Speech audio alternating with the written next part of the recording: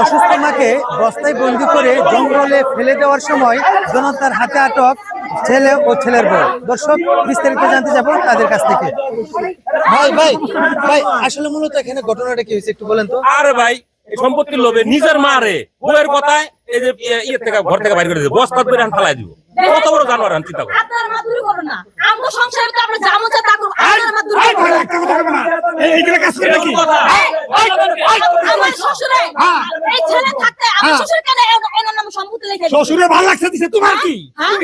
তো দর্শক, আসলে মূলত এখানে যতটুকু বুঝতে পারলাম যে মূলত সম্পদের জন্যই কিন্তু মাকে ফেলে দিচ্ছে জঙ্গলে, তাও আবার বস্তাবন্দি করে।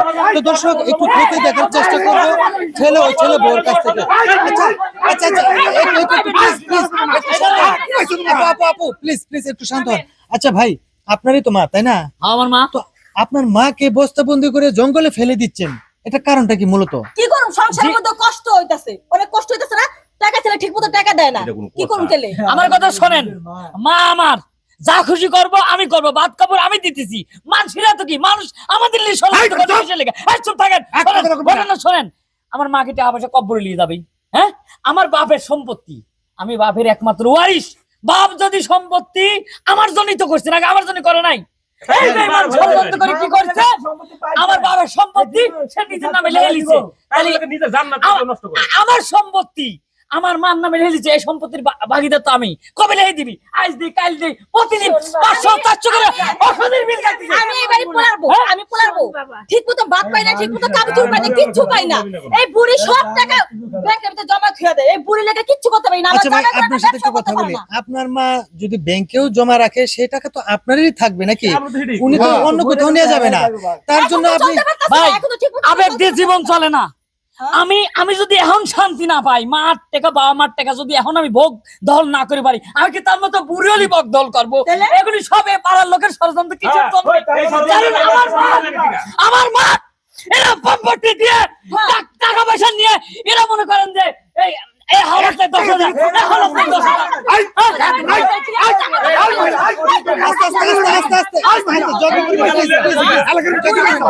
দর্শক, আমরা যতটুকু বুঝতে পারলাম ছেলে ও ছেলে বউর কাছে যে আসলে মূলত ব্যাংকে কিছু জমানো টাকা আছে, সেই টাকাও পর্যন্ত এখনো মায়ে দিচ্ছে না, যার কারণে কিন্তু বস্তাবন্দি করা হচ্ছে। এমনকি আরেকটু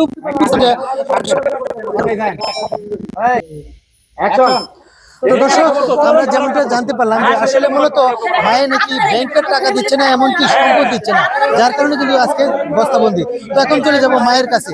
তো আন্টি প্লিজ প্লিজ প্লিজ, ভাই ভাবি আপনারা একটু চুপ থাকেন, একটু আন্টির কাছে কিছু কথা আমরা জানতে চাচ্ছি। তো আসলে আন্টি, আপনি আপনার ছেলেকে সম্পদ দিচ্ছেন না, টাকা পয়সা দিচ্ছেন না, এর কারণটা কি? শোনো বাজান, আমি যখন সবকিছু লেগে দিয়ে দিমু গাড়ির লেগে, ওখানে তো বাজান নিজে চোখে দেখলা আমার কি পরিস্থিতি। বোর হাঁস পোশাক লাগে, আলট্রাসাউন্ড পাউডার লাগে, যা লাগে আমি তো আইনা দেই, তারপরে বউ কয় হয় না।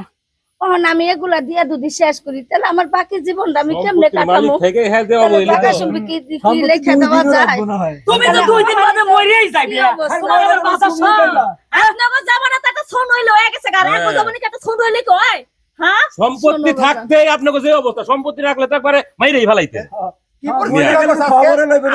তো দর্শক, এখানে অনেকগুলো প্রতিবেশী আছে যারা কিনা পুত্র এবং পুত্রবধূর বিরুদ্ধেই কথা বলছে, কারণ হলো যে কাজটা করতেছে এটা সম্পূর্ণ অমানবিক। তো এখন চলে যাবো একটু একজন মুরব্বীর কাছে।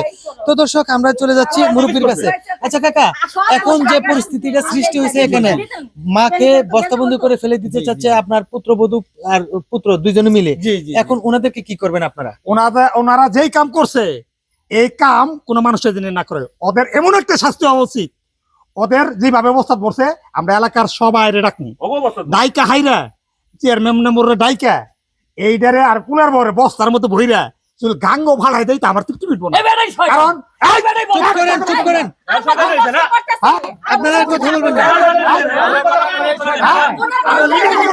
দর্শক, আসলে আমরা এই ভিডিওটা তৈরি করার কারণ ছিল যে আসলে কিছু কিছু সন্তান আছে যারা কিনা অমানুষ বললেও হয়তোবা ছোট করা হবে না বড় করা হবে, এর চেয়েও যদি কোনো কিছু ডাকা যায় তারপরে তৃপ্তি আসবে না। কারণ হলো যে মাকে বস্তাবন্দি করে ফেলে রাখতে পারে বা জঙ্গলে ফেলে দিতে পারে, তারা কিন্তু মানুষ বলে গণ্য করা যায় না।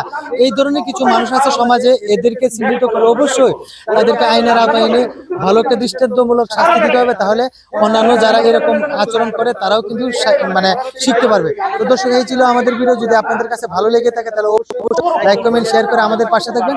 ধন্যবাদ সবাইকে।